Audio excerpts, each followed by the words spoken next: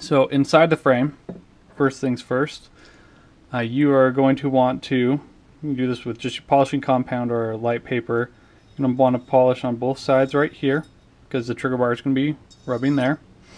You're going to want to polish right here because the bottom of the disconnector right here, this face, this contacts right there.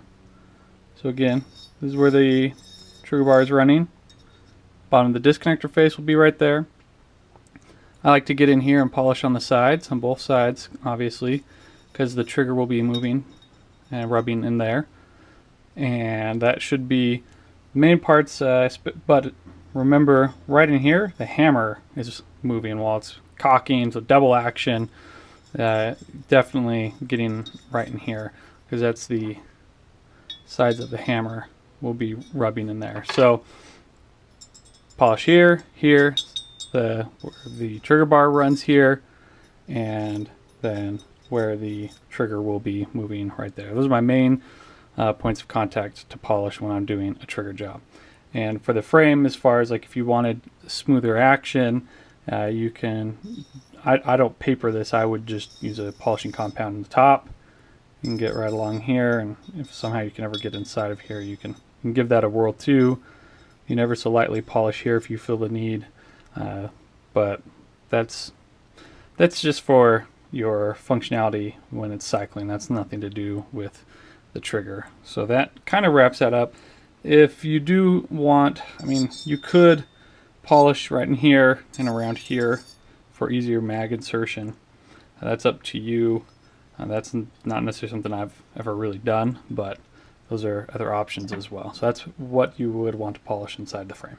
So here's polishing the slide, and there's not a whole lot that you can do here that's going to be for the trigger itself, but and again, this is all in the forums, but this edge right here, as this slides back, this is what's knocking the hammer back.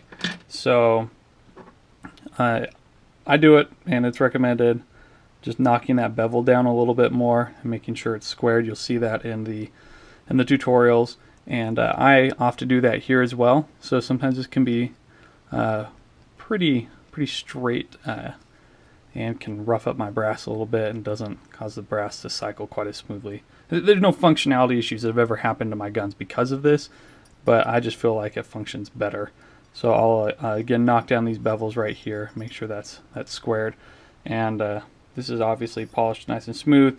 So you can polish polishing compound along the bottom of the rails. If you've cycled this a few times, shot it a bit, you can see where your gun is contacting. So this one is contacting right here, but you know, you're just polishing those rails with the polishing compound. I don't think there's any reason to hit that with anything but polishing compound.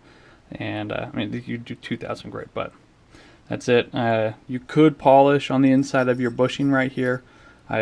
Do not remove material though. I mean, this is directly going to affect your lockup, so you're not removing material. I mean, it's just smoother for going in. And then speaking of the bushing, going to the barrel, I mean, I don't touch this anymore because I don't want my lockup to be 100%. It'll wear in on its own. There's no functionality issues, but you can run your polishing compound along here. I don't hit that with paper. Same here. I mean, I don't want any of my lockup. I don't want any of the material going away. So maybe I run polishing compound just so when it's going to lockup, it's a little smoother. These SP-01 compacts were coming with these very nicely polished feed ramps, but that is one thing. I'll polish my feed ramp. You can polish inside your chamber, but you're not removing material.